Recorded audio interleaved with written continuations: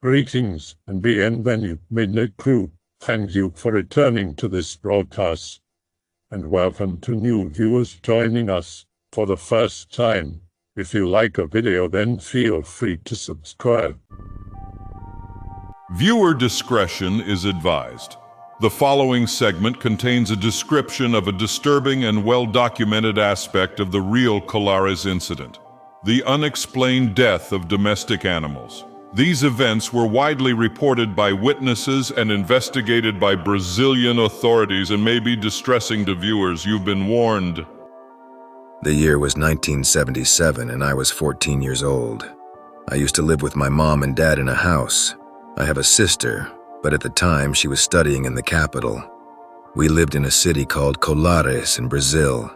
My dad used to work as a construction worker in the city, and he also had a corn farm away from there. The city was small and had a little more than 1,000 people. We used to go to the school every morning. The school was inside the church. I would go out and play with my friends in the afternoon. We would still be playing until night. There were other small villages around, and the kids from these villages would join us too. It all started mid-August. Me and 5 of my friends were walking in a region we called the beach. The beach was a place somewhat far away from the city, surrounded by woods. We used to go there sometimes. We would start a fire and sit around it to tell each other stories. We had some dogs with us that day. All of a sudden, we started to smell something strange. It was like this weird chemical smell. The dogs then started to bark in the direction of the woods.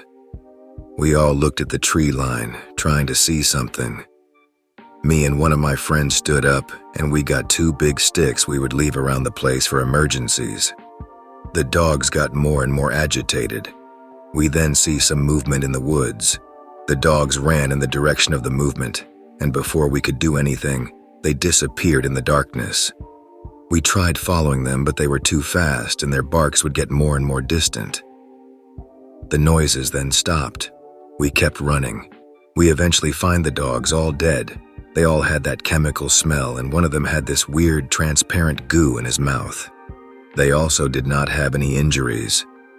I remember that I cried a lot that night. One of the dogs was mine, and I really loved it.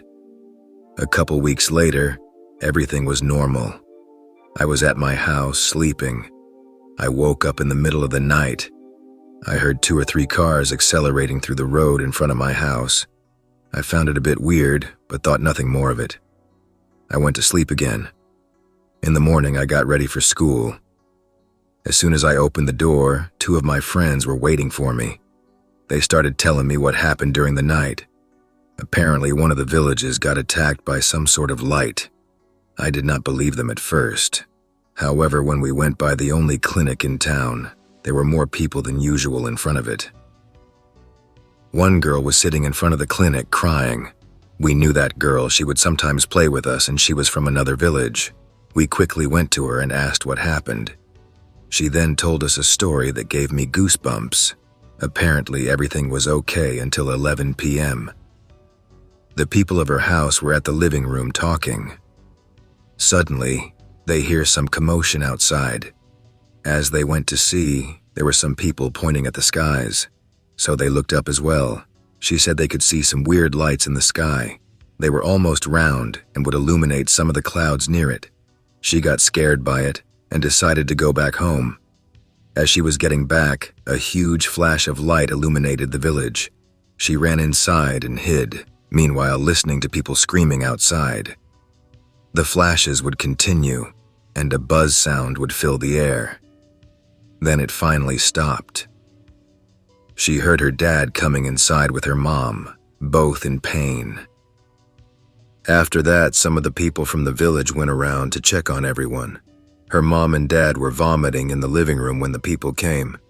They got everyone inside a car and took them to the hospital. That story scared me and my friends. We all got to school later. All of our friends looked weird as well. A quick question and they told us they knew about it too. We had classes with the priest as normal, and later we went home. After lunch, me and my friends decided to go around a bit. You could see a change in the atmosphere of the town. People were scared about what happened. We then went to the beach again, me and my friends. And as we used to do, we stayed there until night. The moon was illuminating the sky and reflecting on the river. Then we heard a weird noise over in the distance. Suddenly a big shadow covers the moon. When we looked up, we froze from fear. Right above us, there was this black thing. A huge dark ellipsoid with some lights under it. It was big and standing still above of us. One of my friends screams and we start running into the woods. We hid away in a sort of cave, unaware if the thing was really after us. We stood there for a while. After we decided it was safe, we went running into town again. As soon as we got next to it, we could hear something was wrong. We could hear screams in the distance. As we got to it, some people were crying and screaming in the streets. I quickly ran to my house. As I got there, my dad was going out of my house holding my mom. I immediately helped him carry my mother, who was crying in pain. We went to the hospital. When we got there, a lot more people were there too.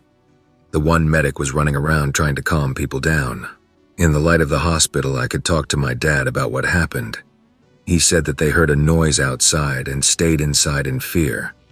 People could see the light in the sky again. When the flashes started, they were inside. Apparently, a flash came from a hole on the roof and got to my mom. Where the flash hit her, there were 2 needle-like holes. The area where the flash hit had 2 black marks. As more people would come in, I would hear people around us talking about the injuries. Apparently, the injuries were all almost the same. Even the people who got hit by the flashes, all they had was 2 needle-like holes and some black marks. When it was finally dawn, my father gathered some friends and they went to the mayor's house. It was at this point in the hospital that I heard the name for the first time.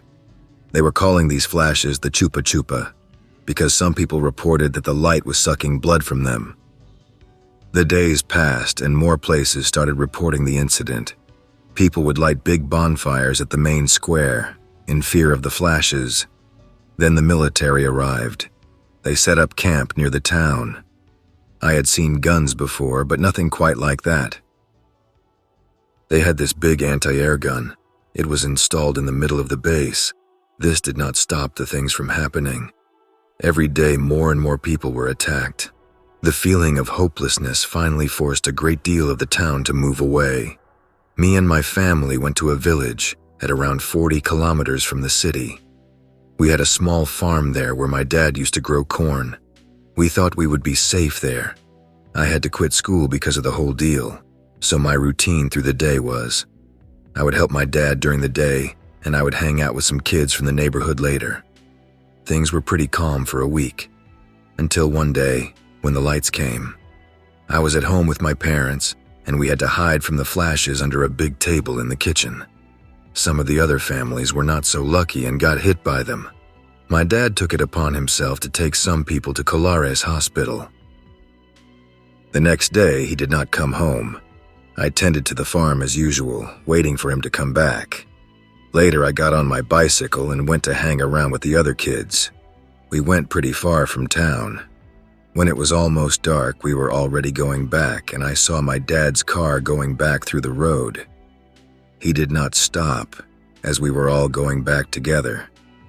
The thing is, all of the kids would go home, and I would have to ride another 12 minutes until I got home. It was dark already, and I was alone about halfway home. Then I saw the lights in the sky, and the flashes started. This time, as I was riding my bicycle and did not have a single space to hide from the flashes. As soon as the first flash hit me, I fell to the ground, paralyzed.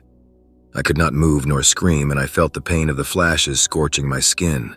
When the light stopped, I got up.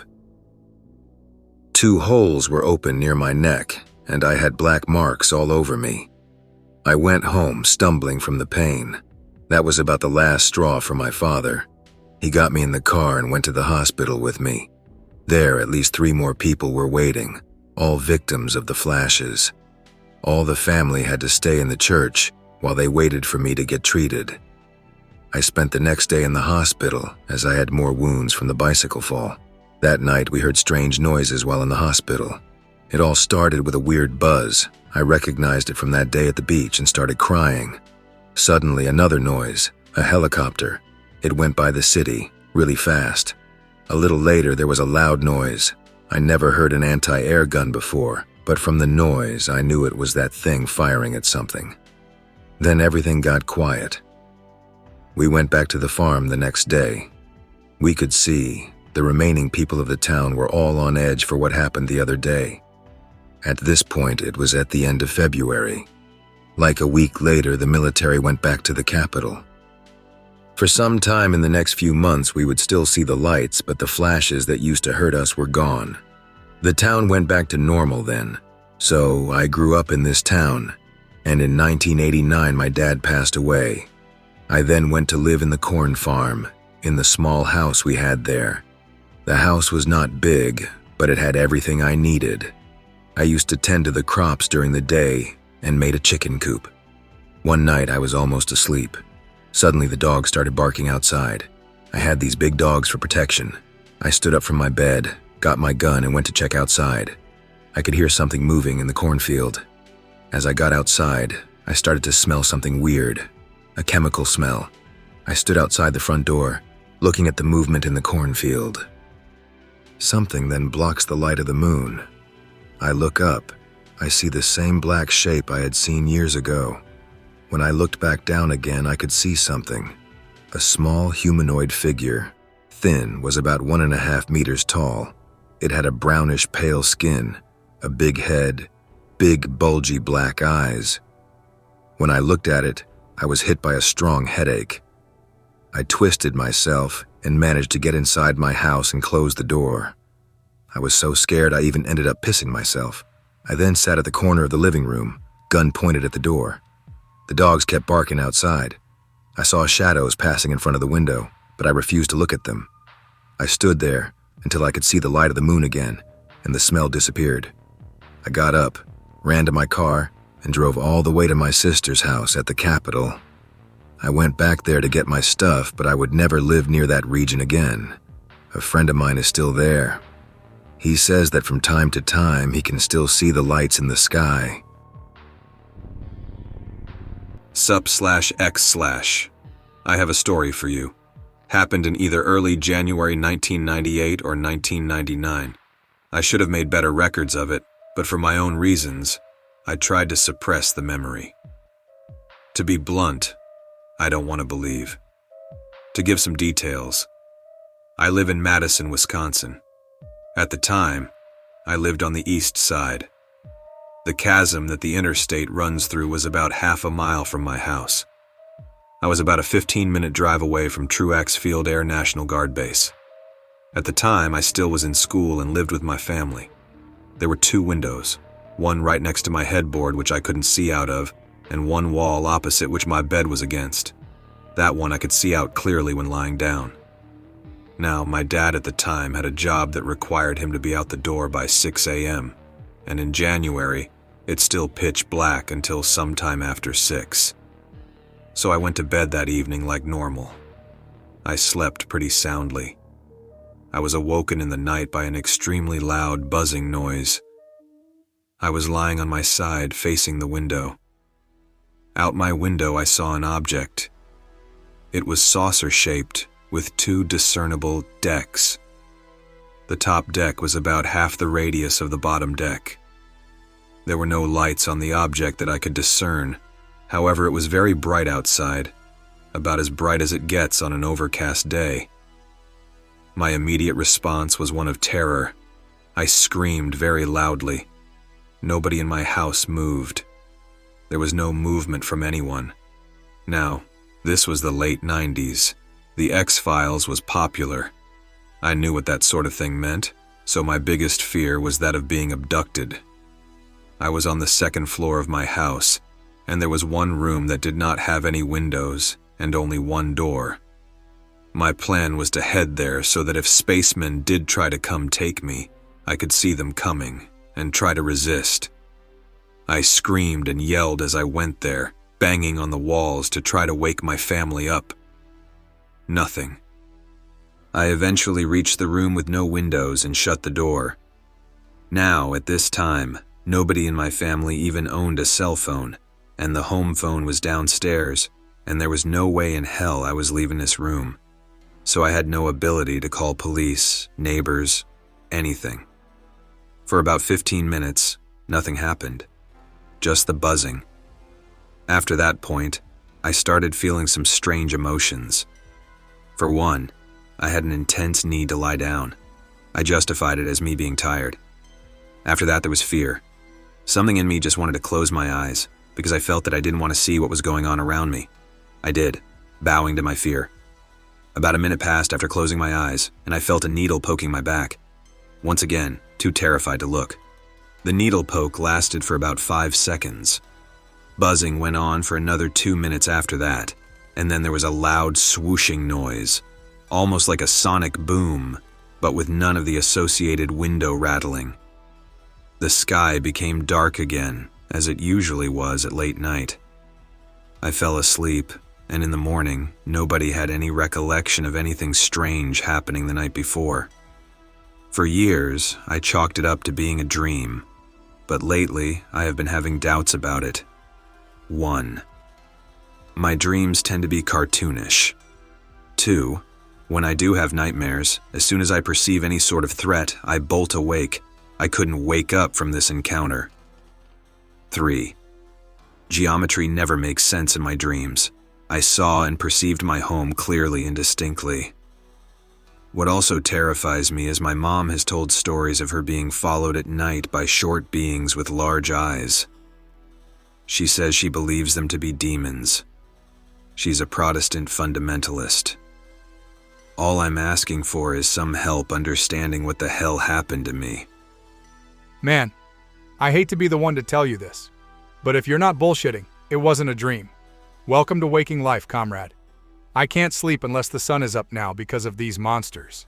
I even had to get a night job to keep myself busy at night in a populated, well-lit area. I know it sounds cowardly, or stupid, or what the fuck ever. I don't care. I had those same dreams frequently as a kid, and no one ever believed me. And if you never remember seeing them, their faces, their eyes, count yourself lucky. I don't know if they're really aliens or demons or some kind of mental condition or what, but I will never forget those horrible eyes as long as I live. I've never seen anything so cold and hollow in my entire life, not in any movie or anything. The only thing I can say for sure is that whatever they are, I hate them to the very core of my being for what they did to me. They ruined my childhood. For some reason, I don't think they have any control over me. I was evaluated for autism when I was younger, and it was found that I didn't meet the criteria. But a neurologist did state that I am definitively neuroatypical. I have IQ of over 150, but extreme clumsiness and social awkwardness. After working with a physical therapist in my younger years, the docs say that since working with my personal trainer keeps me from tripping over myself, no further investigation of my CNS is warranted. But after this event, my mom cannot recall a single time where she saw beings when I was present. Be me, living in a little blink and you will miss it town in a shithole country. I work at a PC repair store, but we do more general electronic repair-related stuff. I actually have very little knowledge about this, but almost everyone in this town is a boomer. And you would be amazed at how many people come in complaining about their broken PC, and it just turns out it is covered with dust. And after a good cleaning, it works like a charm. If it is not that, you can be sure they downloaded some shifty shit online, and you just run some antivirus software and problems are solved. Anyway, I'm at work like normal when the local head cop walks in, sheriff equivalent, I suppose, and tells me he needs some help with some tech-related stuff on a case he has got, sweatingpepe.jpg. Like I said, I know very little about this stuff, but once you have fixed a boomer's PC or laptop or phone one time, they think you are a fucking savant. Get permission from the boss to go help. Go to the police station. I have to sign something about how I'm like an IT advisor on the case. He started asking me if I saw any weird things recently. Weird. Eventually, he slides his smartphone, tells me some local girl went missing and her friend says she got abducted by aliens while they were making blogging videos of some kind, and he needs me to find them so he can watch them. I am dead inside as I scroll through this phone. We got the password from the friend, somehow she knew it, and realize I am literally just here to find the video on her phone and click play. There were a couple different folders with videos, and this boomer cop honestly did not even know how to find it and thought he needed some IT genius to hack into the phone. So I am going through the different folders trying to find the most recent video. The whole time the cop is telling me what happened. I honestly think there must be some sort of law against that. Like, he cannot just tell me about this case and these people involved. But when you are in the middle of nowhere, people do not really care too much about the rules. If the family wants to sue him for that, I imagine they would have to take him to the nearest city, because we do not even have a proper courthouse. Anyway, I am half listening as he tells me about how the phones at the police station were going crazy last night and how people were calling in about lights in the sky and people prowling around their gardens. I am just like, yeah, that is crazy. I was drinking and watching anime last night with my headphones on, so I did not hear any of this. Every video is just this girl, sometimes with her friend, talking about some K-pop band they like or cooking and doing recipes. All the videos are like 3 to 5 minutes long. Eventually find a video that is 10 minutes long. 10 minutes exactly, I imagine the phone automatically stops at that point. And skip to the end, and it is just like 2.5 minutes of nothing. Phones just pointed at the ceiling fan and then it cuts off. Bingo. Track back to the 3-minute mark. The girl is lying on her bed talking to her friend. It is a split screen and her friend is just chilling at her house, I am guessing. They're talking about some shit. Super forced and awkward. I think they were uploading these to YouTube or TikTok in hopes of becoming famous. The missing girl eventually stops laughing and gets this terrified look in her eyes. I saw her eyes because her face was barely moving. Looked like she had a stroke or something. She is really still, but her eyes are really panicked. She must have had the phone leaning on something because it did not move at all. At this point, the cop has shut up and has moved next to me. So this girl is lying there looking like she has got a gun to her head. Imagine her phone lying to her right, by her head, probably propped on a bedside table, as it records, so we can see over her and out her doorway a bit, but most of the room is off screen. Her friend starts asking her what is wrong. The girl's eyes are darting like crazy now. I think she was trying to say, "I cannot move," but it was from out of the corner of her mouth and really mumbled, really looked like a stroke victim. The video goes on like this for like 30 seconds. Her friend is clearly scared but obviously does not want to freak out in case it is a prank. I would have thought it was a prank, but I noticed one little tear run down her face. This girl is clearly terrified. Eventually I hear floorboards creaking outside the girl's room. Light from the hallway gets a bit dimmer as someone walks in front of it. Oh shit.jpg. I am about to watch some fucking serial killer walk into this room and take this girl. Feels like I am in CSI:Miami. The girl's eyes are fixed on her doorway. They are bulging to the point that they look like they are about to pop out. A figure appears in the doorway. Very tall, very dark, quite wide across. Literally needs to turn shoulders to enter through the doorway. For some reason, the fact that it looked right, the wrong way, into the other room, first scares me, like it just gave it this very human element of searching the rooms for someone. Honestly, I was not even thinking at this point. I was just watching this like I was completely detached, and this was not even happening. Like when you are dreaming, but you realize it is a dream. There are 3 of these things, and they enter one after another. The best way I can describe these things is that they look like a mix between an owl and that thing from Spirited Away. No Face is the name, I think. Imagine that thing, but with an owl's head instead of a mask, but also it has a little lipless mouth instead of a beak. They get closer and I realize that those giant black ovals are not dark feathers like how an owl tricks you into thinking it has giant eyes. These things actually have massive fucking eyes.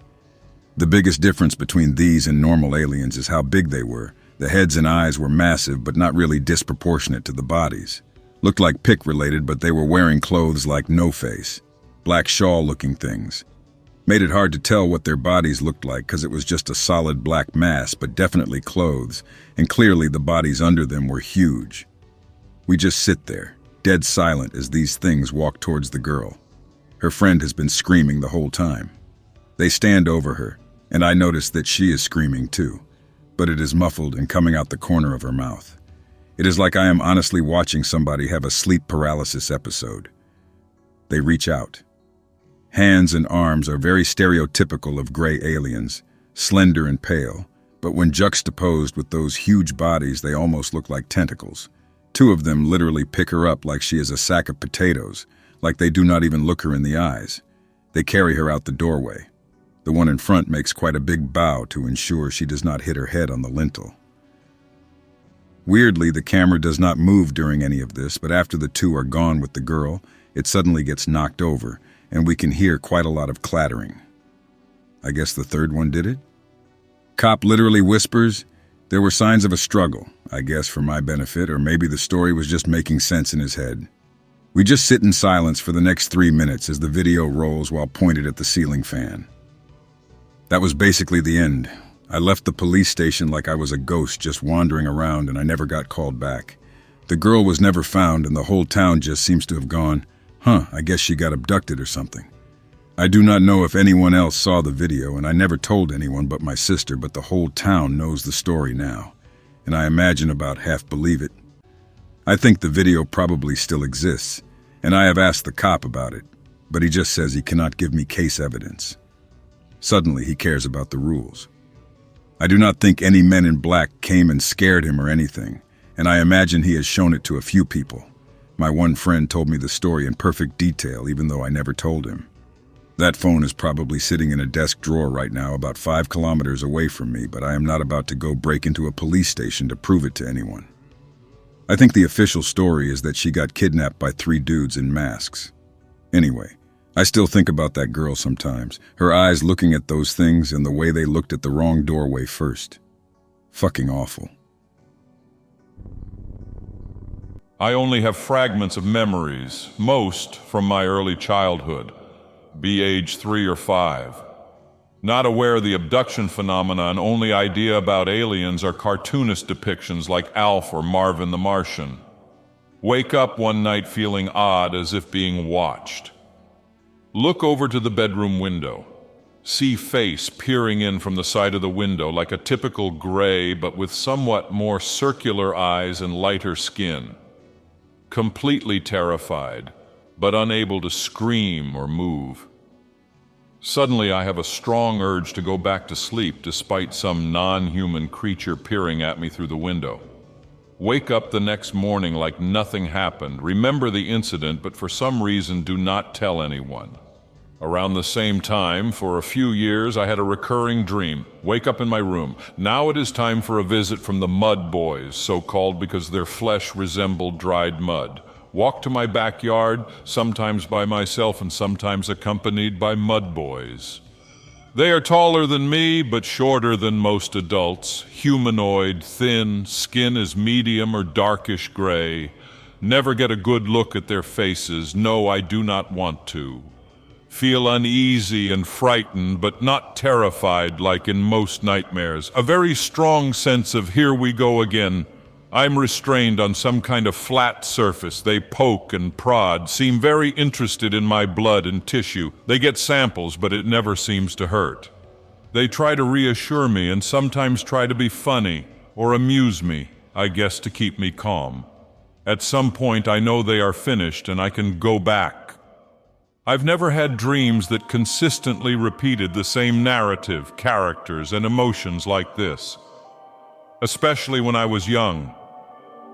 I also have memory fragments from teenage and adult years, but it is harder to know how much might have just been dreams or sleep paralysis versus contact events. This happened 2 months ago in my bedroom. Awaken in my bed, laying on my back. I notice my body is utterly limp. My eyes scan my room. There's a ghastly shadow figure standing in the opposing corner by the door. I try to scream, but out comes barely a whimper. I try to breathe, but in that instant another shadow figure emerges from nothingness and begins choking me. A small mancubus-type alien sits on my chest. Feels as if my ribs are being steamrolled. All around my vision I see silhouettes of humanoid creatures. Suddenly the creatures vanish. My room begins to flash, as if an industrial probe light was flickering in the ceiling. There is an unrelenting pulsing pressure in my head. I hear unimaginably loud shouting in an alien language. I try to close my eyes, but the flickering is yet to cease. I awaken once more in cold sweat in my room at the break of dawn, the pink morning light emanating throughout my room. This had to have been an alien mind control race using experimental hallucination technology to mask their true appearance from me. They may have performed surgery on me, perhaps implanted something in my head. Ever since, I felt like I'm being watched. From the rooftops, from the woods, from passing by cars, like some sort of extraterrestrial human monitoring program that I happen to be a subject in. I know they know I know, but they also know that I don't only know.